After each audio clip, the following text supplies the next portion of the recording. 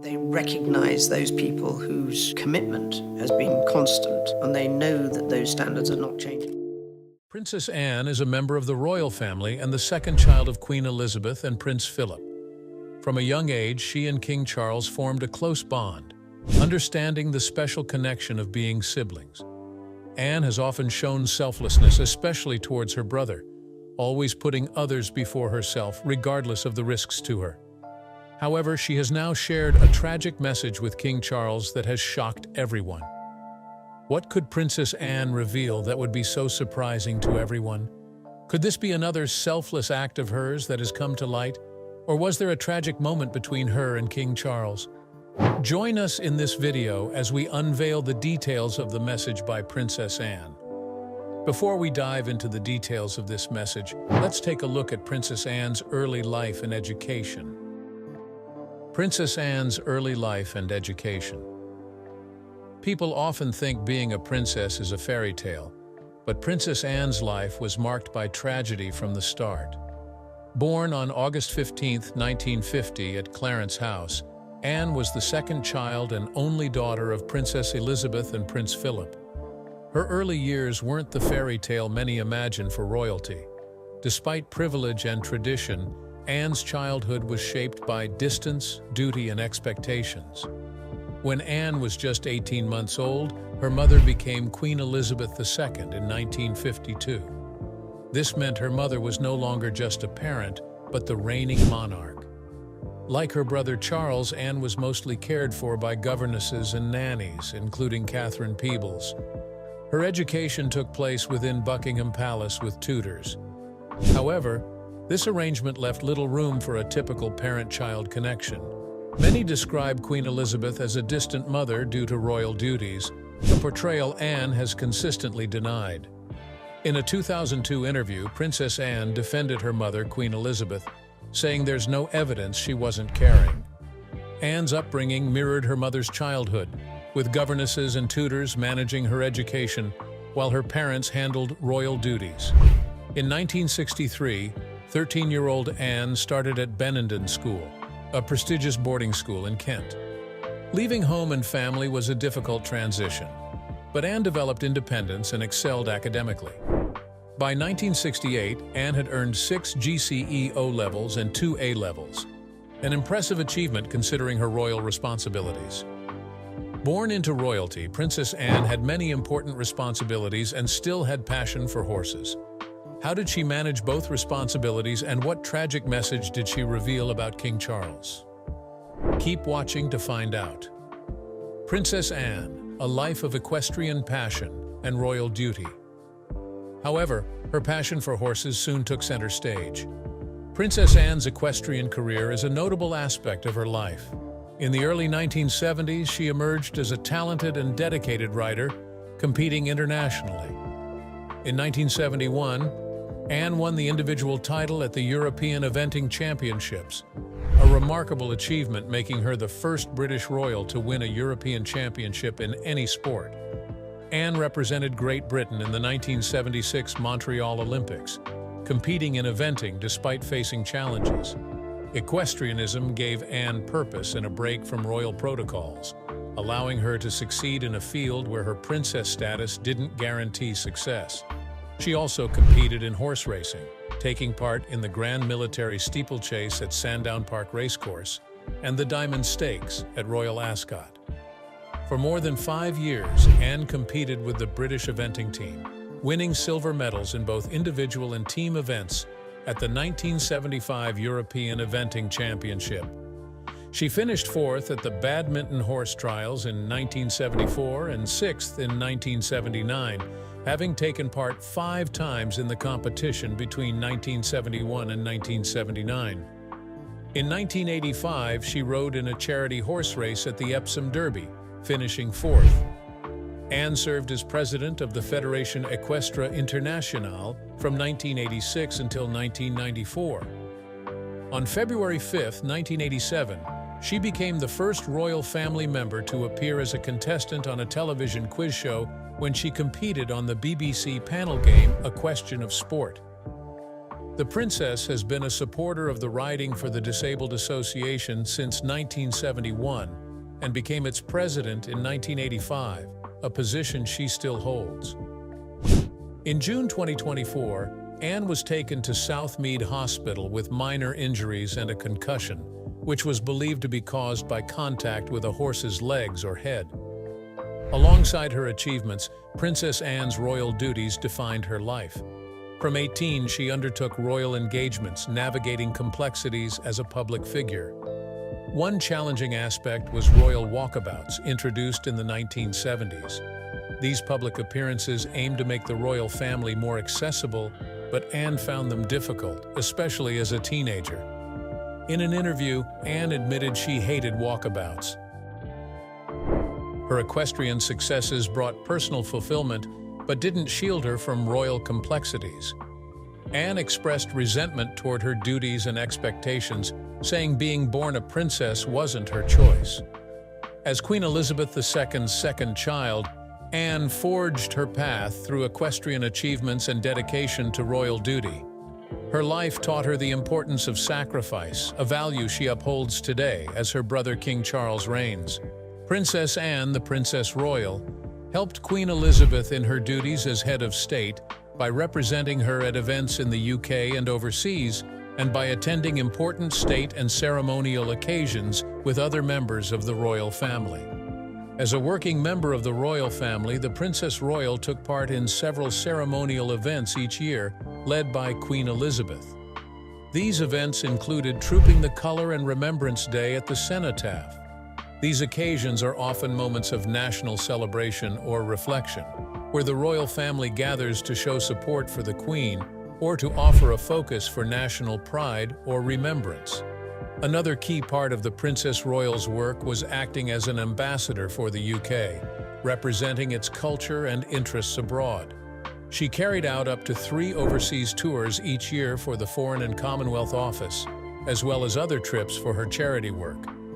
These visits often included receptions with local business leaders and meetings with politicians and local officials. She also represented the UK at important international events, like the 20th anniversary of the Srebrenica genocide in 2015. In 1990, she became the first member of the royal family to make an official visit to the Soviet Union as a guest of its government. The Princess Royal also supported Queen Elizabeth's efforts to recognize and reward achievements in the UK and the Commonwealth. Throughout the year, she regularly conducted investitures on behalf of the Queen, where she presented medals to people honored in the New Year's Honors List or the Queen's Birthday Honors List.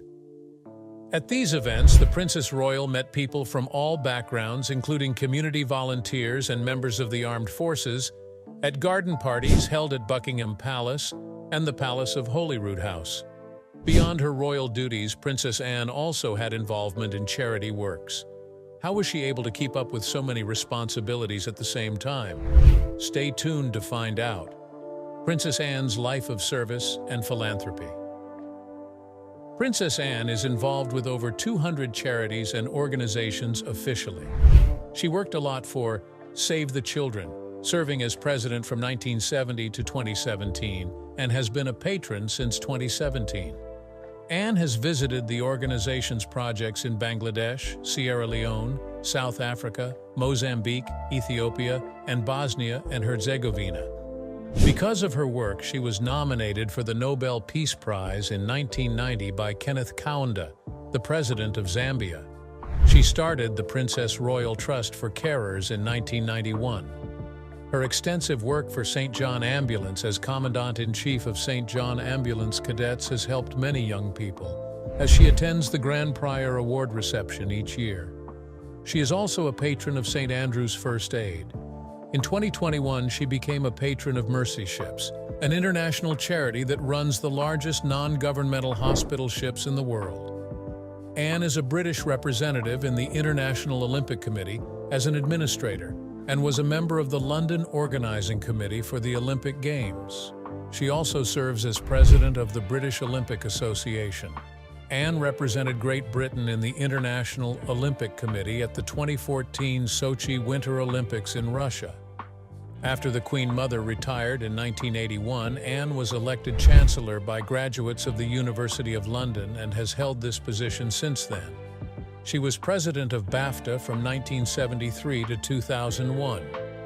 Throughout May 1996, Anne served as Her Majesty's High Commissioner to the General Assembly of the Church of Scotland and held the post again in 2017.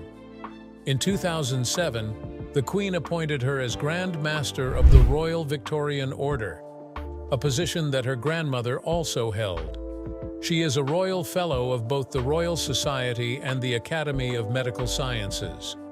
Royal Fellows are members of the royal family who are recommended and elected by the Society's Council. As of 2022, there are 4 Royal Fellows in the Royal Society: Anne William, Prince of Wales, Edward, Duke of Kent, and King Charles. She is the first Royal Fellow of the Academy of Medical Sciences. Anne was elected Chancellor of the University of Edinburgh, effective March 31, 2011, succeeding her father, who stepped down from the role in 2010. In the same year, she accepted the roles of President of the City and Guilds of London Institute, Master of the Corporation of Trinity House, and President of the Royal Society of Arts, all succeeding her father. Anne has been the President of the Commonwealth Study Conference, which was started by her father. In 2023, she took over as President of the Commonwealth War Graves Commission from the Duke of Kent. Anne is also the patron of Transaid, a charity created by Save the Children and the Chartered Institute of Logistics and Transport that aims to provide safe and sustainable transport in developing countries. She is the Royal Patron of WISE, an organization that encourages young women to pursue careers in science, engineering, and construction. In 2022, she was named Honorary Chair of the National Lighthouse Museum's Illuminating Future Generations campaign, a project aimed at raising funds for the museum's gallery space. In 1986, she was appointed Master of the Worshipful Company of Carmen. In 2001, she became Master of the Worshipful Company of Farmers. In 2017, Anne became Prime Warden of the Worshipful Company of Fishmongers and a Governor of Gresham School. Even though she was busy with royal duties, Princess Anne found love. Will her experience with love be a happy time for her, or will it be like a roller coaster ride? Stay tuned to find out. Princess Anne's turbulent love life, her marital scandal. Princess Anne's personal life wasn't picture perfect. Her first marriage to Mark Phillips, a Queen's Dragoon Guards member, began with public interest and fanfare. They met in 1968 at a horse enthusiasts party and shared a love for equestrianism. Engaged in May 1973, they married at Westminster Abbey, watched by 100 million worldwide. However, their marriage was marred by scandal. Anne and Mark faced rumors of infidelity, with Phillips linked to various women and Anne to actor Anthony Andrews and her bodyguard. The most significant speculation surrounded Commander Timothy Lawrence, the Queen's equerry. By 1989, Princess Anne's marriage to Mark Phillips had broken down, and they announced their separation. The final blow came when Phillips had a child with Heather Tonkin, a New Zealand art teacher, confirmed by a DNA test. The couple officially divorced in 1992, ending a marriage filled with public and private controversy. In contrast, Anne's second marriage to Commander Timothy Lawrence in December 1992 was quiet and private. Only 30 guests attended the wedding at Kay Kirk near Balmoral. Anne wore a simple outfit, unlike her elaborate wedding gown from her first marriage. Timothy didn't receive a peerage, and they lived a relatively low-profile life. Despite past scandals, Anne found peace with Timothy, away from the spotlight. Princess Anne has faced terrifying moments in her life that were scary. What terrifying moments could this be? Keep watching to find out. Princess Anne's terrifying moments. One terrifying event occurred on March 20, 1974. Anne and Mark Phillips were driving back to Buckingham Palace when a Ford Escort blocked their path. Ian Ball, the driver, tried to kidnap Anne. Ian Ball fired shots, injuring Anne's bodyguard James Beaton, chauffeur Alex Callender, and journalist Brian McConnell. Ian's plan was to demand a ransom for the National Health Service, but Anne refused to cooperate, saying not bloody likely. Luckily, Ron Russell, a passing pedestrian and former boxer, intervened, punching Ian Ball and helping Anne escape. Police arrived soon after and arrested Ian following a brief chase. Although Anne was physically unharmed, the incident shocked the nation. Her brother, now King Charles, was deeply concerned for her safety and later pushed for increased royal security measures. This event changed how royals were protected and cemented Anne's reputation as a strong and fearless woman. In 1976, Princess Anne faced another challenge while preparing for the Montreal Olympics. She suffered a severe accident during training, with her horse falling and rolling over her. Anne sustained a concussion, bruises, and a fractured vertebra. Despite losing her memory and spending days in the hospital, she made an incredible recovery. Within weeks, she was back on her horse, determined to make the Olympic team. Fast forward to 2002, Princess Anne made headlines again. This time it was for an incident involving her dog, Dodie. While walking her 3 bull terriers, Dodie chased 2 boys on bicycles, knocking them off. Anne was charged with failing to control her dog. Unlike many royals who enjoy immunity, Anne faced the consequences head-on. She pleaded guilty, paid fines, and Dodie underwent training. This incident earned Anne a place in royal history as the only British royal with a criminal conviction. King Charles, who admired her hands-on approach, quietly supported her through the ordeal. In addition to public challenges, Princess Anne faced personal heartbreak. In 2021, she lost her father, Prince Philip, at 99. Just over a year later, in September 2022, her mother, Queen Elizabeth II, passed away at 96. Losing both parents in a short period was devastating for the royal family. However, Anne remained a strong and steady presence, supporting King Charles as he ascended to the throne. Sources say Anne managed family affairs and greeted Prince Harry upon his arrival to mourn his grandmother. Her ability to remain calm amidst immense personal loss has earned her respect from the public and family. King Charles has often relied on Anne for advice and strength, knowing she keeps a cool head. To understand the bond between King Charles and Princess Anne, let's take a look at King Charles's early life and education. Stay tuned to find out. Early life and education of King Charles. Charles was born on the 14th of November 1948, while his grandfather, King George VI, was still on the throne. He was the first child of Princess Elizabeth, Duchess of Edinburgh, later Queen Elizabeth II, and Philip, Duke of Edinburgh. Charles was born by cesarean section at Buckingham Palace. His parents later had 3 more children: Anne, born in 1950, Andrew, born in 1960, and Edward, born in 1964. He was christened as Charles Philip Arthur George on the 15th of December 1948 in the music room at Buckingham Palace, with the Archbishop of Canterbury, Geoffrey Fisher, officiating. When King George VI died on the 6th of February 1952, Charles's mother became Queen Elizabeth II, making Charles the heir to the throne. As the eldest son of the monarch, Charles automatically received the traditional titles of Duke of Cornwall and Duke of Rothesay, along with several others in the Scottish peerage. The next year, he attended his mother's coronation at Westminster Abbey. In November 1956, Charles started attending Hill House School in West London, becoming the first heir to the throne to attend a school instead of being educated by a private tutor. The headmaster, Stuart Townend, treated Charles like any other student, even suggesting that Charles play football to ensure he received no special treatment on the field. In 1958, Charles moved to Cheam School in Hampshire, one of the schools his father had attended. He later went to Gordonstoun in Scotland in April 1962, another of his father's former schools. Despite early struggles at Gordonstoun, which had a reputation for being very strict, Charles later praised the school for teaching him a lot about himself, even though he had once called it Colditz in Kilts due to its tough environment. In a 1975 interview, he said he was glad he went there, though he thought the toughness of the school was exaggerated.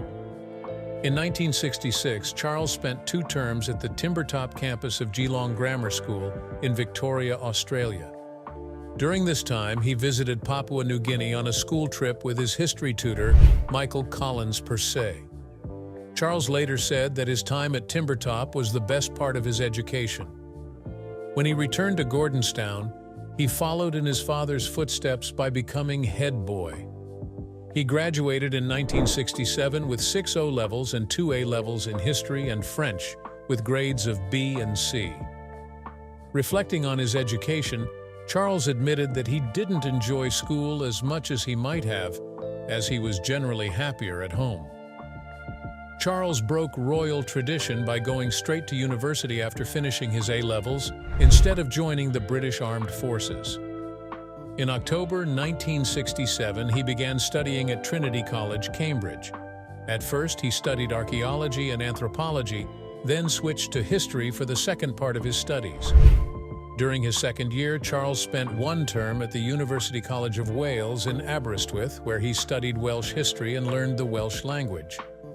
Charles became the first British heir to the throne to earn a university degree, graduating in June 1970 from the University of Cambridge with a 2:2 Bachelor of Arts, BA degree.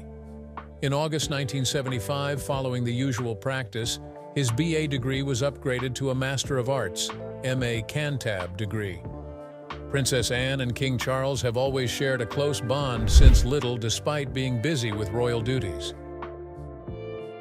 How were they able to develop this bond and strengthen their bond over time? Stay tuned to find out. The unbreakable bond of King Charles and Princess Anne, the royal duo. The unbreakable bond between King Charles and Princess Anne is rooted in their shared childhood and experiences. Growing up together in the spotlight, sharing joys and responsibilities, their sibling relationship has endured trials, playfulness, and deep loyalty. Now, with King Charles on the throne and Anne by his side, their bond is more evident than ever. Charles and Anne are just 21 months apart in age, which helped them form a tight bond in early childhood. While their parents attended royal duties, they were often cared for by nannies and governesses. Family friends say Anne was confident and assertive even as a child, often taking charge and challenging her brother's status as future king. Princess Anne and King Charles's shared love of horses and outdoor activities strengthened their bond during their youth.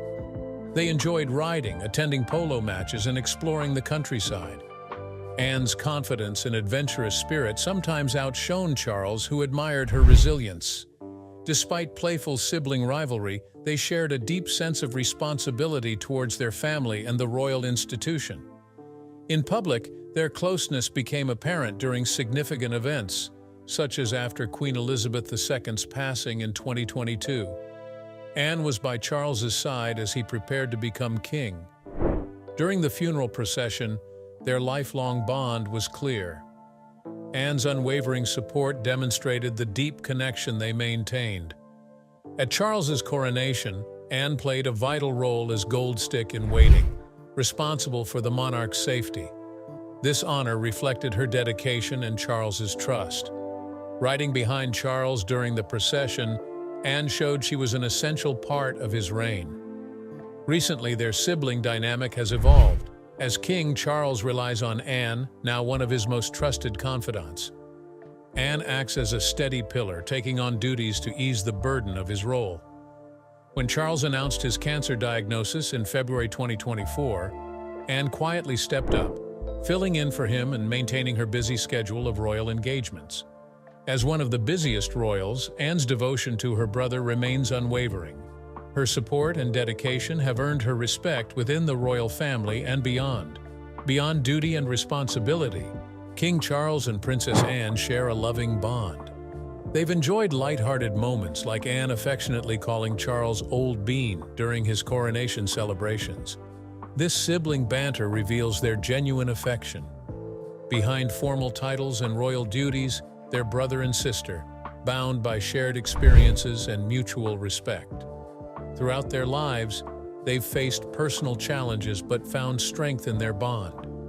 Anne supported Charles through their parents' loss, while Charles stood by her during her divorce from Mark Phillips. As Charles ascended to the throne, Anne saw the weight of responsibility taking its toll on him. In private, she expressed concerns for his well-being. Seeing how close Princess Anne and King Charles are makes us wonder about her relationship with Queen Camilla. Was it a bond built on love, or was there some resentment? Keep watching to find out. The strained relationship of Princess Anne and Queen Camilla, a royal tension. However, Anne's relationship with Queen Camilla is more complex. Despite being part of the same royal family, they've never truly connected. Anne's strong work ethic and sense of duty clash with Camilla's more relaxed approach to royal responsibilities, causing frustration. A notable example of Princess Anne and Queen Camilla's differences occurred when Camilla took a holiday after King Charles's cancer diagnosis. Anne, who had taken on more royal engagements without complaint, found this break unnecessary and almost frivolous. At a time of staff shortages and workload crisis, Anne struggled to understand why Camilla needed rest after only a few engagements. Royal insiders noted Anne's ability to keep her frustrations hidden despite growing concerns about Camilla's dedication. While publicly diplomatic, Anne privately questioned Camilla's suitability for the Queen's role. Anne believed Camilla should be known as Queen Consort, a title carrying significant weight. Now let's get into the details of the message Princess Anne shared with King Charles. Will this message make their bond stronger or weaker? Keep watching to find out. Princess Anne's shocking message to King Charles, a selfless sacrifice. After Charles's cancer diagnosis in February 2024, Anne left him a heartfelt message, which would later be seen as her ultimate sacrifice. After Queen Elizabeth II's passing, Princess Anne revealed a shocking message to King Charles. She sent a heartfelt note expressing her wish to be excluded from his inheritance plans. This selfless act stunned many, including Queen Camilla. During a family meeting, Anne looked intently at Camilla while Charles, on the verge of tears, struggled with his sister's sacrifice. Anne's decision was rooted in her deep sense of duty and preserving the monarchy. By removing herself from her mother's inheritance, she saved King Charles from a significant financial burden. British law allows the entire estate to pass to the new monarch without a 40% inheritance tax.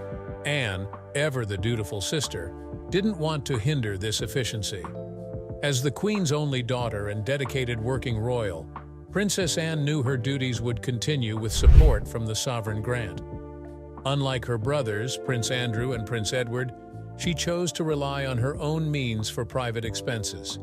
Anne sacrificed a large personal inheritance, estimated at nearly $850 million, to secure the monarchy's financial future. This decision stunned Queen Camilla, who struggled to understand Anne's selflessness. Many believe Camilla's shock was actually due to her own inability to comprehend such sacrifice, fueling public opinion that she's unfit to be queen due to her self-centered nature. King Charles was visibly emotional, touched by Anne's gesture. Their bond is built on deep care and loyalty. Anne's willingness to prioritize the monarchy above personal gain moved him profoundly. Some observers think Charles's tears also reflected his sorrow that his queen Camilla doesn't share Anne's selflessness. Despite Anne's loyal service, she received no direct inheritance from her mother.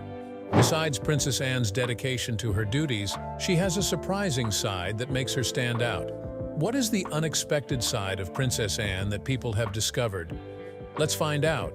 The unconventional side of Princess Anne has been called the royal family's most reliable anchor and a symbol of traditional public service because she has attended over 20,000 events since she turned 18.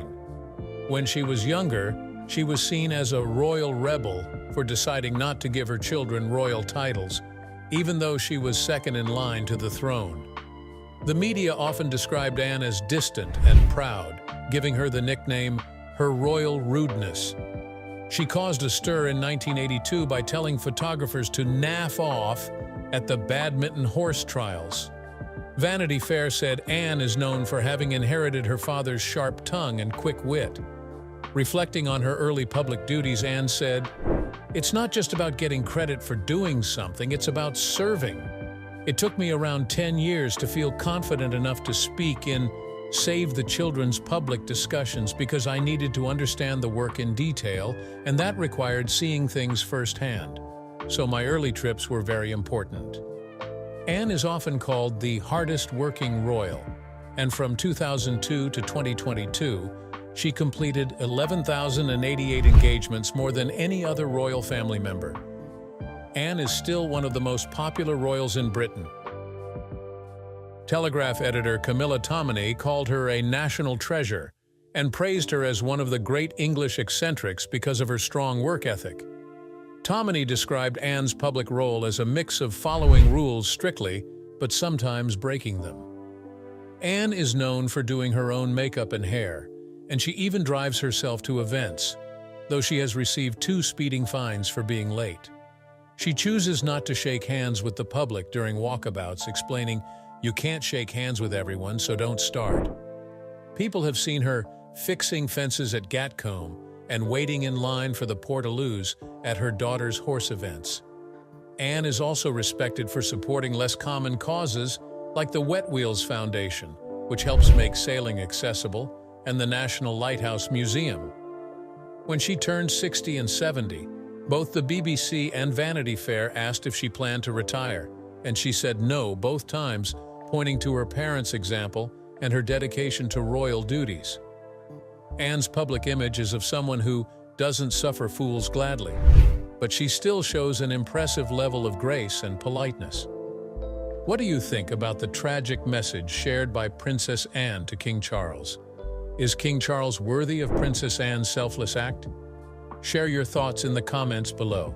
Thank you for watching this video. We hope you found it interesting. Don't forget to like and subscribe. Click the next video shown on your screen to catch up on your favorite celebrity stories. See you the